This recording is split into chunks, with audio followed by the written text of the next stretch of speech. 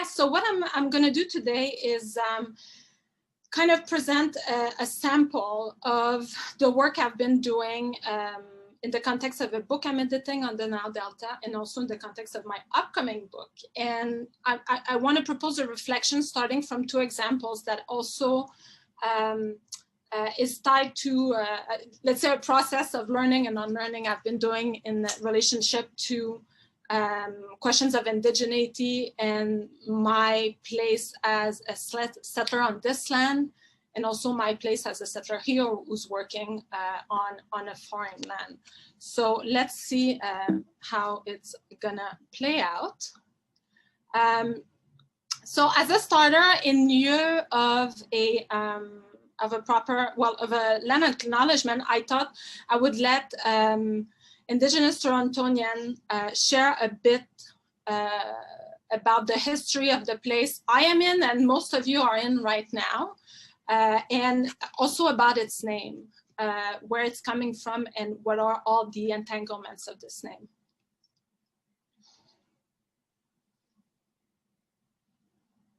Boris, can you do a thumbs up to make sure you hear the music, the sound?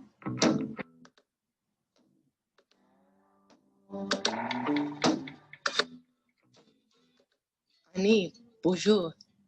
Sarah Rakandishnakas. Shebananing and Donjaba, Takaranto and Day. Takaranto, a Mohawk word. The place in the water where the trees are standing. The place where the fish weirs are. My dog and I spend a lot of time walking. It's my favorite way to move through this city. For me, it's a meditative action that isn't about negotiating bike lanes or public transit, but a time to slow down and really try to see the world around me. Concrete sidewalks, parking lots, now covering the rivers and trails that once flowed freely. The Petun, the Huron-Wendat, the Haudenosaunee, the Anishinaabe, the Métis, the Mississaugas all made their homes here.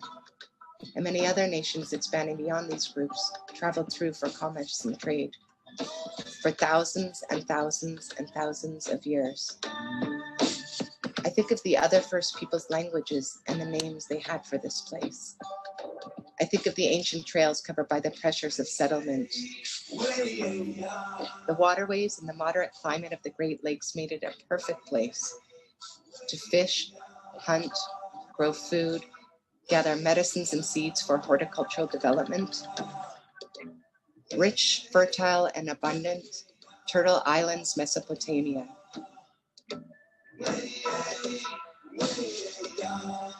Many First Peoples and their goods traveled from here all the way to the Mississippi and back. Whenever I travel somewhere new, I try to find out whose land I'm on, and I ask, who are the original occupants here? So for Indigenous peoples, land acknowledgements are not only to assert our sovereignty and treaty rights of today, but it's also a way for all peoples to feel more connected to a place. Davenport might be a street now, one I walk down regularly in my neighborhood, but it's not just another thoroughfare. For me, it's an ancient portage trail that holds Indigenous knowledge. They say the animals made the first trails that led them to water, and the people followed. I imagine the deer and the moose once made this trail, followed by the people carrying their birch bark canoes, carrying their goods to trade and bringing stories to tell. Nations from all over Turtle Island met and traveled through this land. Many languages were spoken. Alliances and decisions were made. People from different nations met and intermarried. The dish with one spoon treaty was made. Takaranto was a meeting place and land made up of sophisticated and cosmopolitan peoples and cultures that I see reflected in the city today. I wonder, is it something in the land and the water? Land acknowledgements might seem like a small and simple gesture, but like many of our ways, they are intended to have more impact and hold more meaning than the words alone. If we pride ourselves on diversity and equality, shouldn't our story include Indigenous peoples? In this era of reconciliation, we need to share the truth first.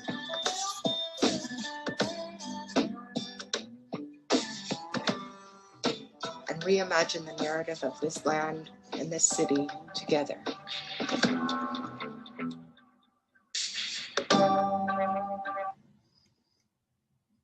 Okay. So as a way to introduce the topic, I thought after this introduction, which is really about the place we are in and what the name bears, I thought I would share a story that has to do with the name of a place, which is actually my family name. So I come from a lineage of settlers from France who arrived here in the mid-17th century. So the first Blouin, called Best Blouin, his first name was Emery, and in other documents, Médéry or Médéric, came here from Étusson, which is in Western France, in 1664. So we have documents that give us a general trajectory of his migration and of his life. And he settled at the Ile d'Orléans, which was already renamed with a French toponym, which is right next to Quebec City. He settled and he got a grant of land from the Jesuits in the village of Saint-Jean, Ile d'Orléans. And as a matter of fact, my family is still there. My father used to spend the summer at a farm there, and he's still selling apples at the market in Quebec City every fall with his cousin, who still has a apple farm on the island. So I say we people with the Blouin family name have very ancient roots as far as North American settler history is concerned on the continent. Now let's fast forward to the 20th century. At some point this fall, I don't remember for how this happened, but I realized that there was a lake in Abitibi-Témiscamingue, this region where the red dot is, that was called Lac Blouin. And so I was curious as to where the name come from, given I'm interested in question of toponymy. And lo and behold, I realized that this name was actually given on top, so as a way to erase Anishinaabemowin, so indigenous name, which was Lac Pakitanika. Literally, this means Goose's Lake. In French, we find it as Lac aux Oies or Lac aux Outardes. So the story behind this renaming, oh, that's another name for the lake, and that kind of colloquial name, Sand Lake, because as you can see, there are beaches. The story behind the grant of this name is really tied to the movement of colonization in this particular region in the early 20th century.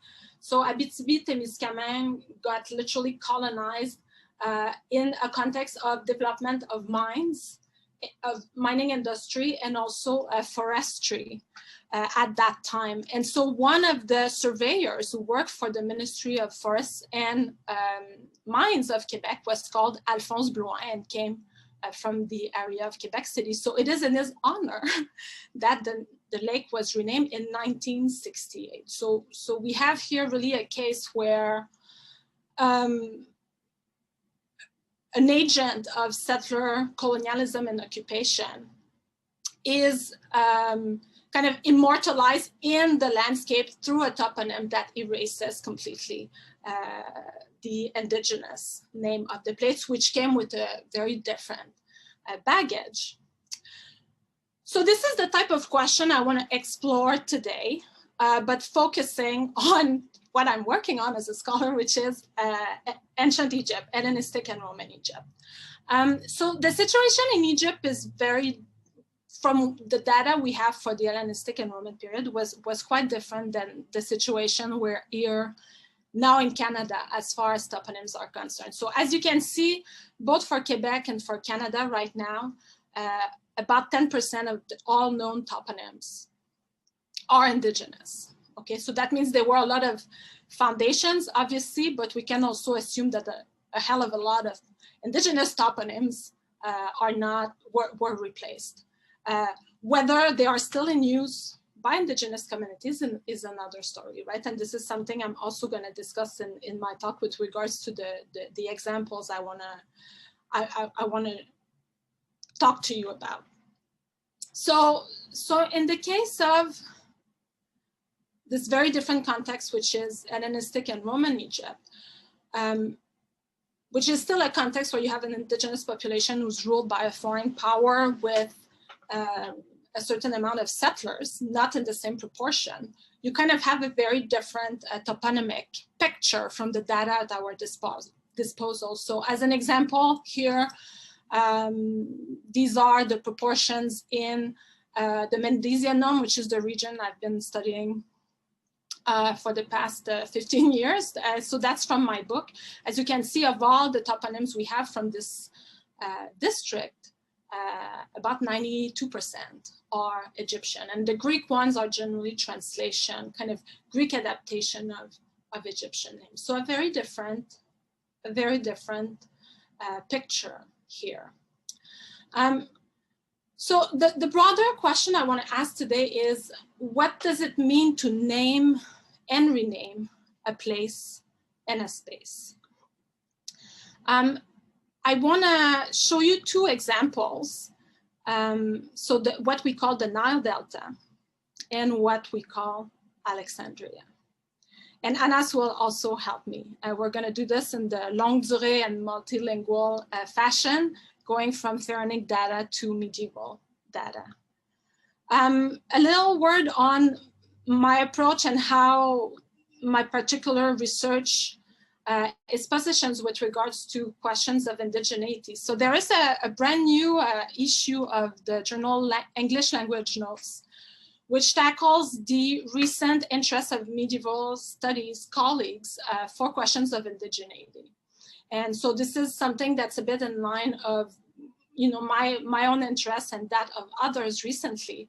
And one of the editors of the journal, Taryn Andrews,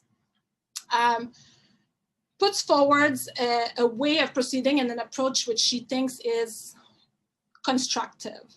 And so the way she sees it, and I'm trying to kind of take that in when I think about my indigenous learning and my research, is the following. So this begins with the difficult work of reflection and self-examination that aims to consider the limitations of Euro-American epistemologies and how to overcome them.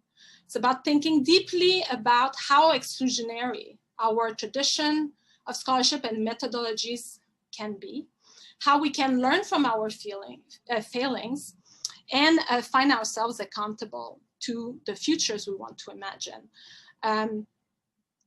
And so she urges us to do the internal work, not with the expectation of being patted in the back, but rather with a good heart. So this is kind of the way in which I approach my current work, which, as Boris says, it's a work in progress. It's a work in progress. So let's start with Tamahu, which is the Nile Delta, as we know it. So there are two. So I've done an analysis of all the toponymic evidence regarding how this area that we call the Nile Delta was called in antiquity all the way to the medieval period. So I'm going to really synthesize the evidence here. If you're interested, it's going to be a chapter in my edited volume on the Delta. So I have quite a long article on the matter. So this is a synthesis. So there are two traditions, the Egyptian tradition on the left, in the left column, and the Greek tradition. In Egyptian, the delta was called Tamahu. Literally, we can translate it literally as Lower Egypt or the Northern Land. This toponym is attested as early as the Old Kingdom, which is, let's say, the time of the pyramids. And it is most probably related to Tamerti, which means north or northern land. So the Egyptians orientated themselves facing south. South was kind of our north, if you want. And it makes sense because this is where the Nile had its sources. And in text, they conceptualize the south and the sources as the head, and the north, the delta with its extensive papyrus marshes, as the end, the tail, or the bum, if you want. And so that also follows, obviously, the topographical slope of the river basin, which is going more and more down. Delta offers us, obviously, a very different perspective. The first mention and attestations, plural, of delta are found in Herodotus, as all of you might know. Herodotus, if I remember correctly, it's 12 mentions of delta. The first one is in 213. And so he talks about the Egyptians who dwell lower, so kind of interesting when we know the Egyptian word used for the region, then the Lake Moeris, which is the Fayum, and chiefly those who inhabit what is called the delta. So he's already telling us that the region was already named, like it was not a novelty in his lifetime. And a little later, he mentions that this toponym comes from the Ionians, so in today's Turkey.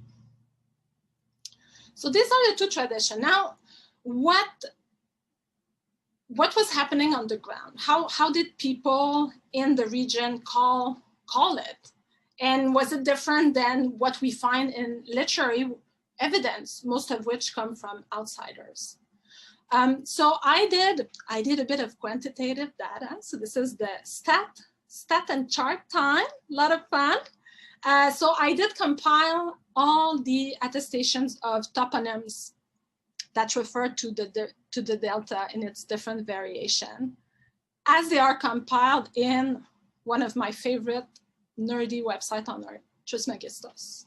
Let's all save Trismegistos.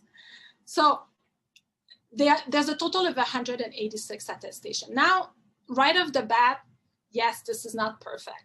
So there are no data in Coptic, neither are the data in Arabic in it. And a lot of the hieroglyphic texts are not there. However, it's doing a pretty good job with Greek and Latin papyri and other documents. So let's take it as a sample and as a starting point that can provide us some trends. I think it can. So a total of 186 mentions of the different names or variations of Tamahu in the different stage of the Egyptian language, and of Delta as well, and of Tamahu in Greek, Latin, and also Aramaic. So as you can see, most of them are documentary evidence. And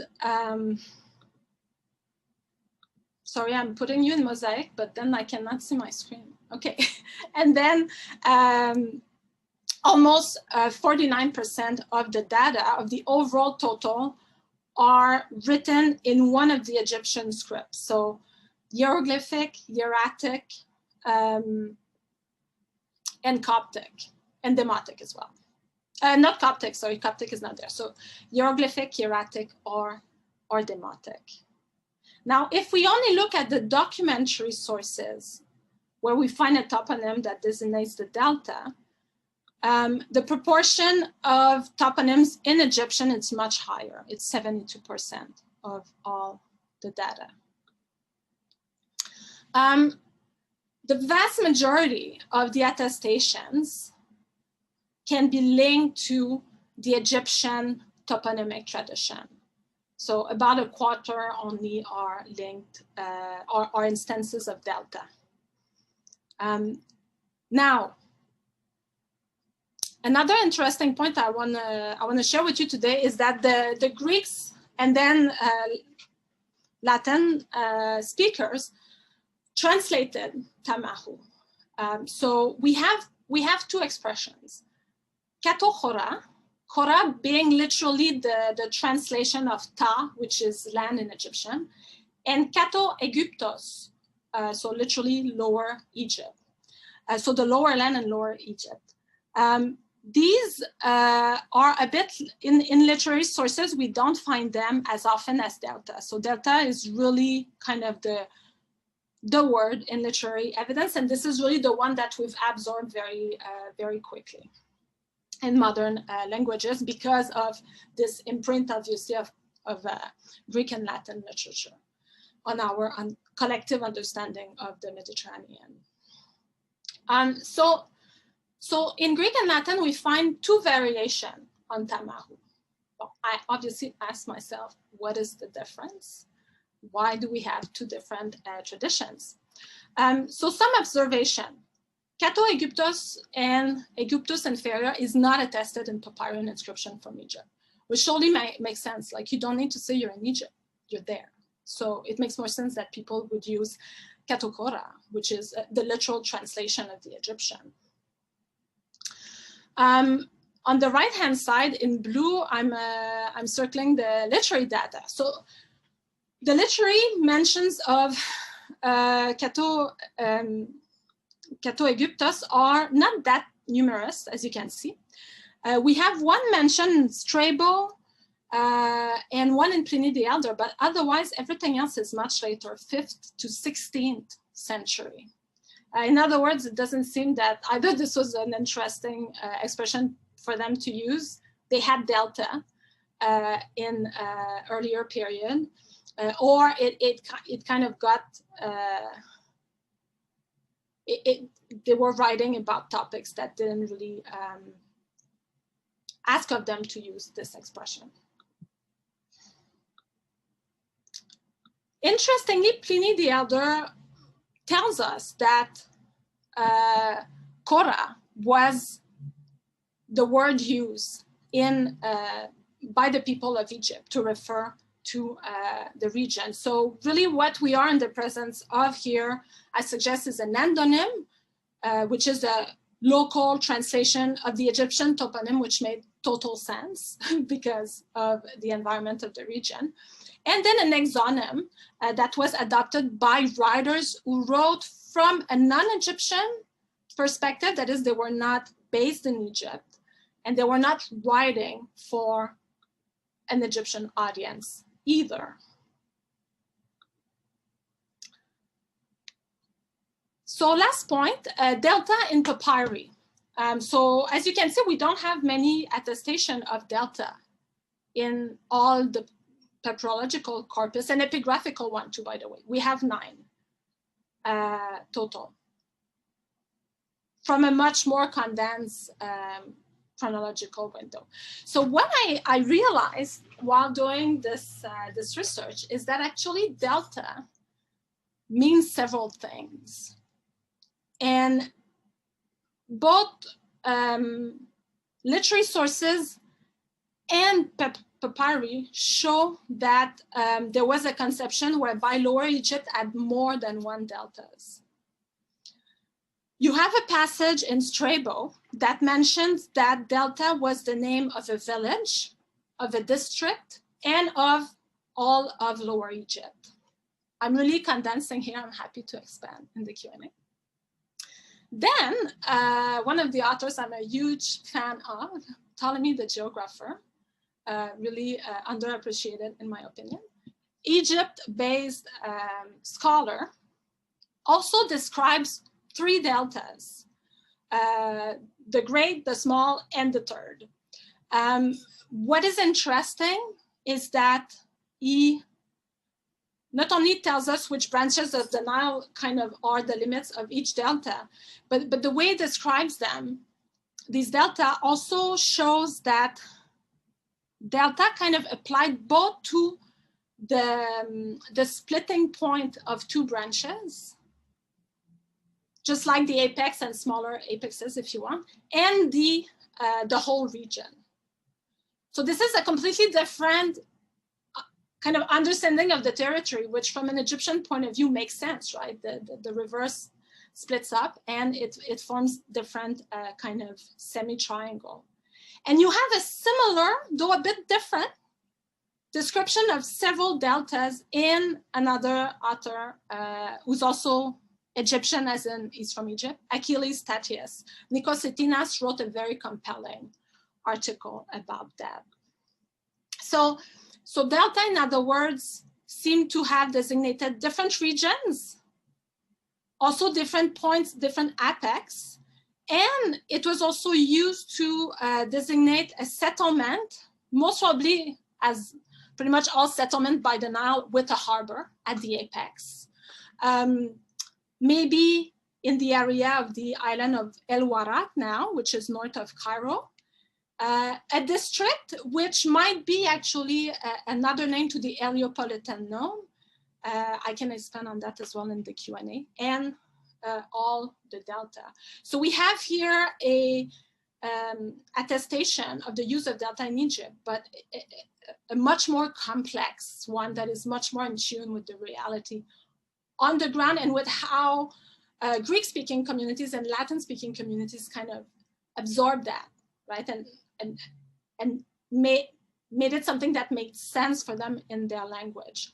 And so, starting from these literary evidence, if you look at the papyri, most of the mentions actually fit with a settlement more than with the whole of the delta. It doesn't make any sense to think that they designate the whole delta in most of the papyri. Okay, so that's for the toponymy of Delta and Tamahu as far as, let's say, late antiquity goes. And now Anass has done quite a bit of work on what is the situation in Arabic sources. And so he's gonna give you a little summary of his findings. Yes, I will start with the awkward part when I ask you if you see my screen. All clear? Okay, perfect. So the modern Arabic word for the delta today is, surprise, Al-Delta. Dr. Blouin was curious about when did Arabs adopt this Greek term, and she sent me on a quest in Arabic sources. So I methodologically opted with doing two separate inquiries. One on Islamic maps and geographers, and the second on literary sources, mostly travelers and historians. What you have before you is the Al-Khwarizmi map. Is the oldest Islamic map of the Nile. There is no delta here, Iskandaria, the Korah here, and there is also no separation between the higher and lower Egypt. What you see here is a separation by climates. And this is because this is a scientific map inspired from Ptolemy's work, and it is more scientific than it is a map of Egypt. It's more a map of the Nile. Second map here I have is from Ibn al-Hawqal, and he's one of the greatest Arab geographers. And what's interesting is he does the division. Yes, the maps are upside down because that's the Arabic tradition. So you have here Nawahi Misr, which is the regions of Egypt, and you have here Sa'id Misr, which is the highland, higher and upper Egypt. So this is not purely geographers' terminology, because we find it also in literary sources. For example, Ibn Battuta, the North African explorer, uses exactly Sa'id Misr al-A'la, uses the exact term. So what's important here is that we see that there is the traditional indigenous Egyptian tradition of dividing between the two lands that continues in the Arab period, and the word delta is nowhere to be found. Let's continue with another map. This is another great Arab geographer. He's Idrisi. Was born in Morocco, but he moved to the service of Rhakotis II in Christian Sicily. And what he does is he also differentiate between the two lands, and he has Asafil Ard Misr and Ali Ard Misr, the highland of Egypt and the lowlands of Egypt, both of which agree with literary sources. Ali Ard Misr appears in Ibn Battuta, and Asafil Ard Misr appears in the text of Al-Maqrizi. Now here's my last map. This one is simplified, and it's very close to what Egyptian call the places today. It's simply there's the the traditional pharaonic division. You have higher and upper, you have upper and lower Egypt, and it's simply Misr, Egypt, and As-Sa'id, which is the highland. Okay. Yeah, and both of these terms are still used in the modern vernacular language. Misr, of course, is an exoname. It's not the traditional Egyptian name of Egypt, but it became now an homonym with the adoption of Arabic. Now that still there is no delta to be found in maps, and this is simply because it's a modern introduction. This is the earliest attestation of the word delta used in Arabic that I could trace. It's from a Christian writing on the history of sacred wars in the East called the Crusade by the Patriarch in the East, Maximus III Muslim. And he writes, and thus it was called a delta because it has 3 angles, like this, delta. Like the shape of delta, which is one of the letters of the Greek alphabet, delta. All late 19th century sources in Arabic who are the first to use the Greek terms feel this need to over-explain it. No doubt because it was new and Egyptians and Arabs are not used to it. And the term was popularized very fast due to Western, mostly French education becoming fashionable. So there's this new colonial context. And now its use have become very common. So conclusion, the traditional division of the 2 Egypts continues to the Arab period, and the term delta is not a continuity from the Ptolemaic period. It is a very modern reintroduction of the term into use among Egyptians. Thank you, and now back to you, Dr. Blouin.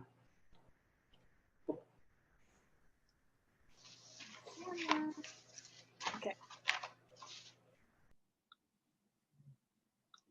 So that just maybe it doesn't make your day, but it totally made my day when Anass shared his findings with me. Because do you hear me? Can you guys hear me? Okay.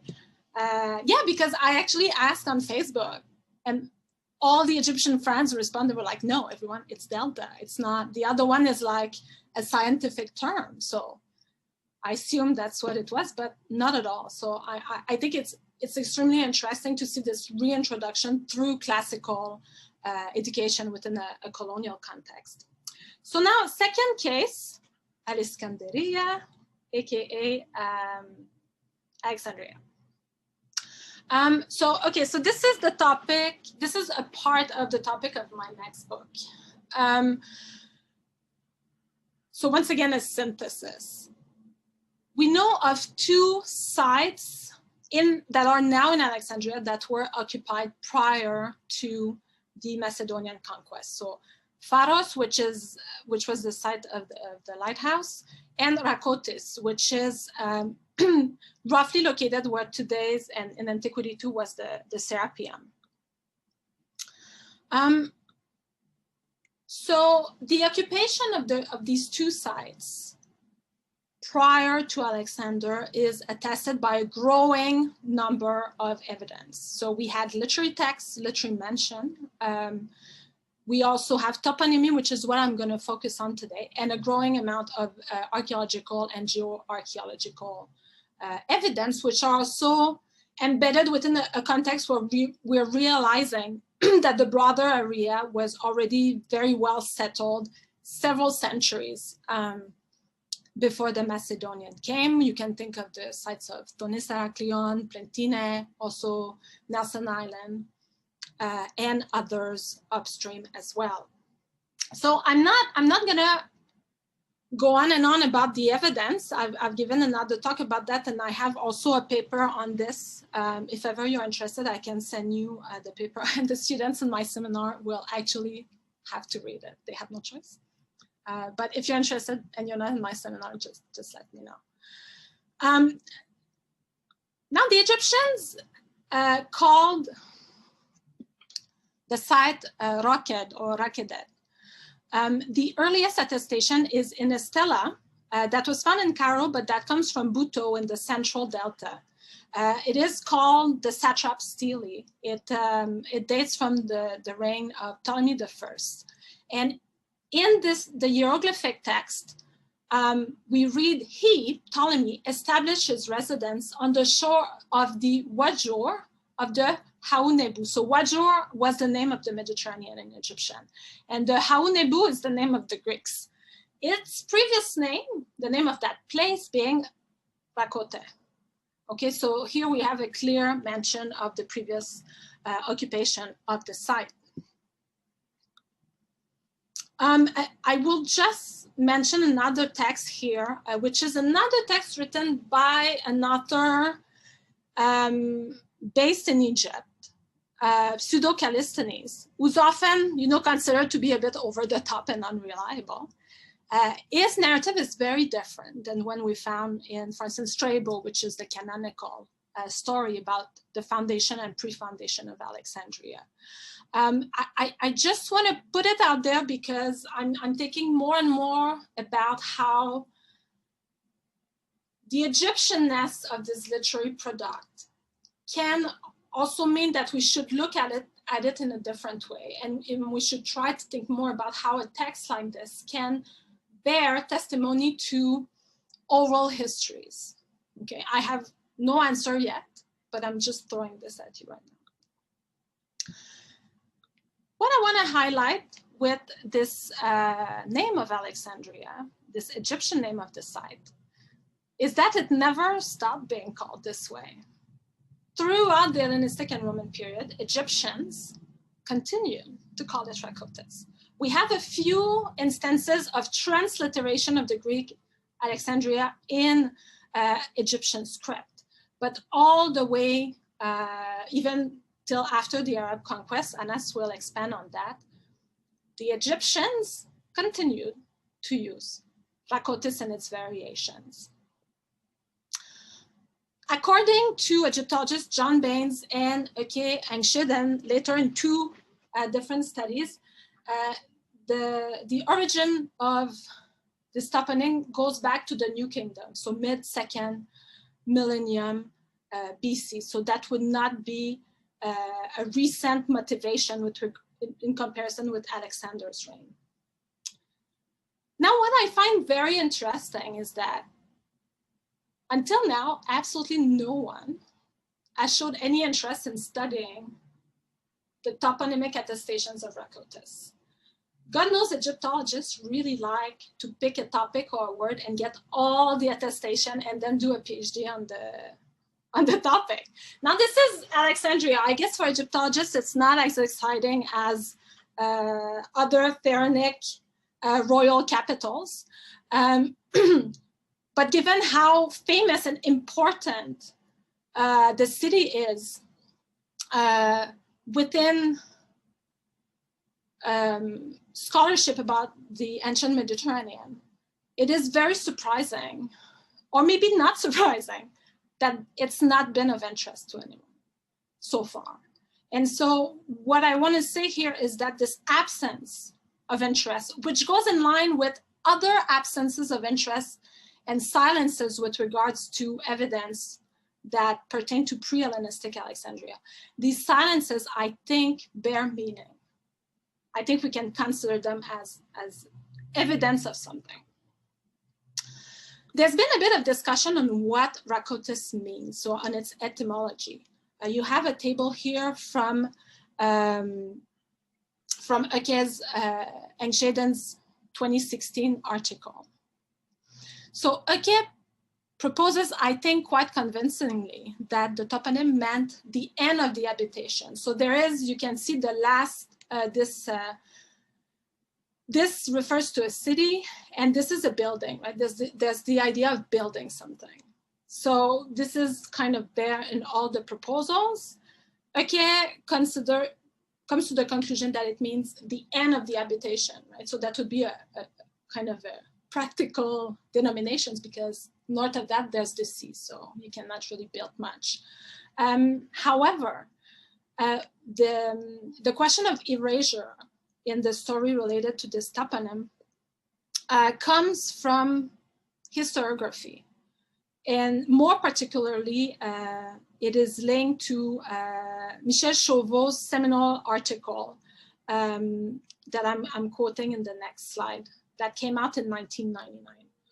So Michel Chauveau, in this article, which is about Alexandria and the Egyptian point of view, goes against even classical writers and proposes basically that there was nothing in Alexandria before Alexandria, and that the Egyptians did not even have a say in the choice of the toponym, but received it top down from the Macedonian rulers. So he writes, we cannot reasonably believe anymore that the term building yard could have designated a village that had preceded Alexandria, while such a toponymic formation is unheard of elsewhere in Egypt. Obviousness constrains one to consider this name to be a spontaneous designation, which goes against the studies from Bain and Engsheden, which were done later that I cited before, which corresponds to the real state of the city during the 10 or 15 first years following the 331 foundation, which was used by the Egyptian workers who had been requisitioned to build a new capital. So for them, no doubt from all over the Delta and the Memphite region, Alexandria being built could not be anything else but a building yard. In the meantime, Egyptians had had no other term to name Alexandria than that of building yard, which corresponds to the only material reality that was accessible to them, since they were not supposed to find their place in the future city. Established in his new residence, the satrap tried to have his indigenous subject, and here I should say indigène in French as a very particular connotation. It's really derogatory and quite colonial. So the satrap tried to have his indigenous subjects accept their new capital by communicating a name formed on a traditional scheme that allowed to put forward the pharaonic status of Alexander, right? So Michel Chauveau is a demoticist. He actually taught me demotic, and I really had a good time with him. The only year I tried to learn demotic. So this is not personal, but I was kind of in shock when I read this. And he's really been cited over and over again since then. But what you see happening here is a story that completely evacuates Egyptians' agency in giving a name to the site, that completely evacuates Egyptian presence and right to inhabit the site, that positions them as subaltern subject of a foreign power. And by doing that, you kind of take away the land, you de-Egyptianize the land, right? The land becomes the satrap's land, the Greeks' land. The Egyptians don't have their place there. We know very well that Alexandria had a lot of Egyptians in them. So there is really an active erasure in that story, which is all the more dissonant that by that time we had even more evidence as to the occupation of the area before the Hellenistic period. And by occupation, we can talk about that in the Q&A, but there's also the whole question of what is considered a valuable or meaningful occupation of the land. Does it only have to be a city with monumental building? Why? So this is a whole other story. And now I will again pass the baton to Anass, who's going to talk about the Arabic evidence. Oh, yeah. Okay. I got it. Do you see the... Excellent. Okay, let's start in that case. So when I started researching Rhakotis in Arabic sources at the request of Dr. Blouin, I had only one clue. It's a linguistic one. The Arabic name Raqoda seemed directly derived from Memphitic Coptic Raqod without the mediation of Greek Rhakotis. So from the start, I suspected some unmediated contact between early Islamic sources and Coptic culture. Now, when I dived into the text, I was surprised by actually how known Rhakotis appears to be. Most of Arabic authors who wrote on the antiquity of Alexandria have accounts of a pre-Alexandrian city called Raqoda. There are 8 of them. Ibn Abd al-Hakam, the second one, is the only one who doesn't name it by name, but talk of the pre-Alexandrian city, maybe because the word was very known among Coptic people, so he didn't feel the need to name it. So a few remarks. Some of them are minor authors, but half of them are major authors. Some of them are Egyptians, and many of them are from across the Islamic coinage. So let's dive right in the text and see what they have to say, starting with Al-Maqrizi. So Al-Maqrizi writes, this city, Alexandria, is among the oldest in the world and among the oldest foundation. And it was built more than once. It was built for the first time after the unfolding of the deluge in the time of Mizraim, son of Besa, son of Noah. And it was called back then the city of Raqoda. And it was rebuilt after that twice. So if the city was built by biblical Mizraim, the legendary father of the Coptic people, that is basically saying that it was time immemorial. The author continues, in the time of the Greeks, Alexander, son of Philip, the Macedonian, renewed it, talking of Raqoda, the one who beat Darius. And Alexandria was known from his name. So the name comes from the renewal, not from an ex nihilo foundation. Here's a second author. Al-Maqrizi, who's also a major author, writes, Alexander added to its construction, meaning of Raqoda, Alexandria. He added to the height of its lighthouse. And yes, there are many authors, Arabic authors, who talk about lighthouse before the Greek lighthouse, only that it was much smaller. The Greeks built a much, much bigger one on the top of it. And it was named Alexandria from that moment. And its name before that was Raqoda, and the Copt know it by this name in their ancient books. Fact check, Alexander did not build the lighthouse, it was Ptolemy II, but for Arab authors, if Greeks did something, it's all on Alexander most of the time. That is mine. Okay. Now, do we have these Coptic books that Al-Maqrizi speaks of? The answer is yes, only one of them at least in a very terrible shape. What I'm gonna show you is an English translation of an Ethiopian translation, I do not read this language, of an Arabic translation that is now lost, of a Greek or Coptic text that is now lost by John of Nikiu, 7th century. And what's important here is at the end, now its name formerly in Egyptian language was Rhakotis. There's not, it's difficult to work with this, especially without knowing Ethiopian. So I won't comment more on that. And I will go directly to the conclusion. So account of a pre-Alexandrian Egyptian city called Raqoda are abundant in Egyptian and Arabic medieval sources. In fact, many Arab historians viewed Alexander not as the founder of Alexandria, but rather as the one who expanded it and renewed it. There's only one major Islamic author who does not mention Raqoda. It's At-Tabari. At-Tabari, and the reason is At-Tabari is a Persian active in Iraq, and he's very learned in Greco-Roman sources. So he either viewed Coptic sources as less good, or he didn't access them or care about them. So it's the only author who gives the Greco-Roman myth of Alexander finds the land empty and just does this demiurgic act of giving birth to a city. The name Alexandria was given at the occasion of this renewing.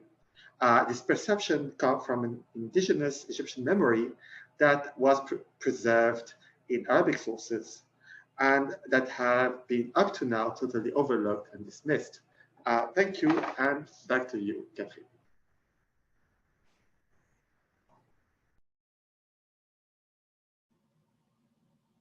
you, Anass. Okay, we're getting to the conclusion. In case you're like in desperation. Conclusion. I never do that, but I'm gonna read something. Okay. A toponym is a story. It is a story of the relations between human beings and the land that holds, nourishes, and sustains them. A toponym bears within itself the gaze and vulnerability of the beholder. Toponyms can be expressions of love and respect, propitiatory offerings, ownership and dominion, and markers of roots. By naming, one acknowledges the being of a place and their intimate, embodied, and experiential relations with it. So what stories do the toponyms use to designate the ancient to modern Alexandria and Nile Delta tell us? I want to highlight three entangled and at times overlapping stories. The first one is Egyptian. It is indigenous to Egypt. It goes back to the Pharaonic period. Tamahu and its Greek, Latin, Aramaic, and Arabic translations bring us into an immersive experience amidst the Nilotic landscape. Flowing water and moving silt flow down. They shape and reshape the land. The river is an agent, a subject. Flowing down, it reaches an apex. As it branches out, it slows down its pace, meanders more, and eventually reaches and morphs into marshes and lakes, where from it literally ends into the sea. In this place, the northern land is low. As for Rhakotis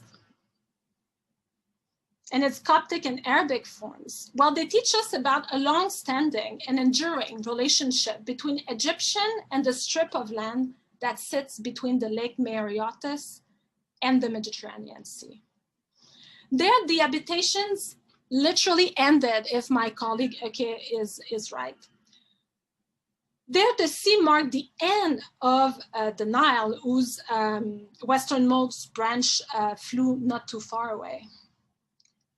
The enduring use of Rhakotis by Egyptian speakers after the Macedonian foundation of Alexandria and the mention of the toponym in classical and Arabic sources tell us that the Egyptians did not see Alexandria as a name that fitted their relationship to the land, to the place.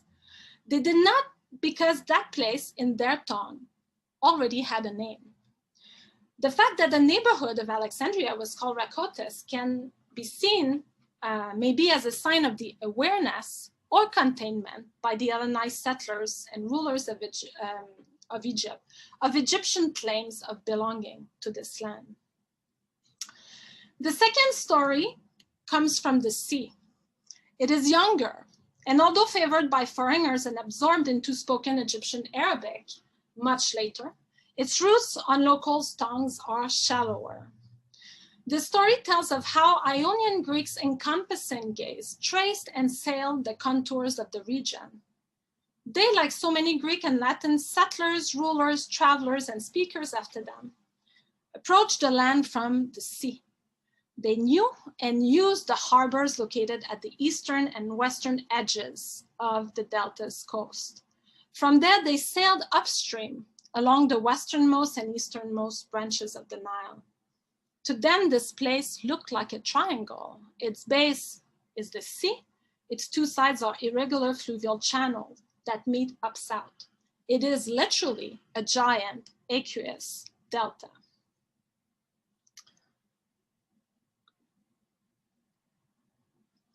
The story also tells us of the conquest of a young Macedonian king and of the dynasts who linked themselves to his legacy.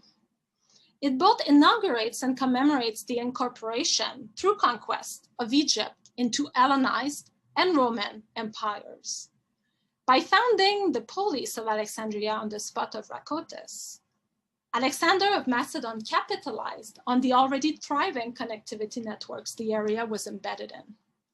One could also argue that paradoxically, perhaps, the later emphasis on the dislocation of the city from Egypt was an embodiment of the Hellenistic and Roman rulers' overall limited understanding of and imprint on the Egyptian land and its peoples. The third story is that of scholars, travelers, and peoples educated in the Eurocentric tradition. It speaks of empire and civilization and classical genius and culture. It is, some might think, our story. The story tells us about whose voices we cherish and fetishize, what questions we do and do not ask, what type of evidence we look at or not, value or not, and why. The story also tells us that of the two stories I just mentioned, our woven understanding of Hellenistic and Roman Egypt as a space and as a place remains firmly tied to the second story, the Greek one. It is in a way a mirror. In many ways, our deciphering of the Delta and of Alexandria is one-eyed. Not that we don't have two eyes, but I suggest we tend to cover one of them. It is there, but snuggled into a comfortable silence. This is why, for instance, we're easily able, even though we're not specializing on Egypt, to, locate ourselves and have some ideas of the ancient sites on this map. But what happens when we put the actual local names of these places on the map? We are not as literate, me included, and it took me like an hour and a half doing this thing. I'm really not a cartographer. And what about this one? We're not literate in that, most of us, either. Just like the renaming of Lac Pakitanika into Lac Blouin by Quebec settlers state, Western historiographical failure to listen to what indigenous toponyms tell us about the history of Lower Egypt and Rhakotis amounts, I suggest, to what Anne Stoller calls occluded histories. So she says in her brilliant book, Duress, to occlude is an act that hides and conceals, creates blockage and closes off. Occlusion is neither an accidental byproduct of imperial formations, nor merely a missed opportunity rendered visible to a critical witness after the fact. They are not just neglected, overlooked, or forgotten. Occluded histories are part of what such geopolitical formations produce.